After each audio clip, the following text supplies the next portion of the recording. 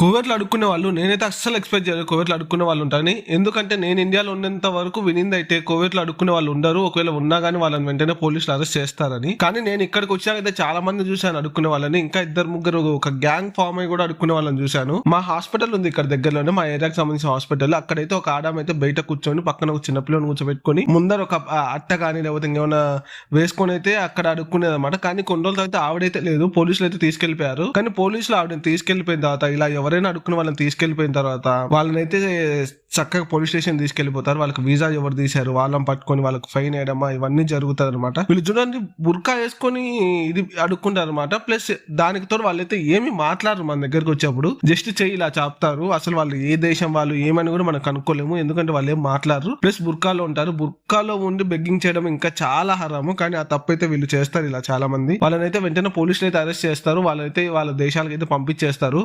వాళ్ళ దేశానికే గారు వాళ్ళు ఇంకా ఈ అరబ్ కంట్రీస్ లో ఏ దేశానికి రాకనైతే వాళ్ళనైతే పూర్తిగా బ్యాన్ చేస్తారనమాట కోవిడ్ వల్ల. అయితే మీరు ఎవరైనా ఎక్స్పెక్ట్ చేస్తారు అసలు కోవిడ్ లో ఇలా అడుక్కునే వాళ్ళు ఉంటారని చెప్పి? నేనైతే అసలు ఎక్స్పెక్ట్ చేయలేదు. ఒకవేళ మీరు ఎక్స్పెక్ట్ చేసింటే కామెంట్ చేయండి. ఇంకా అంతే అండి వీడియో నచ్చితే మాత్రం please do like, share, follow, subscribe. Thanks for watching.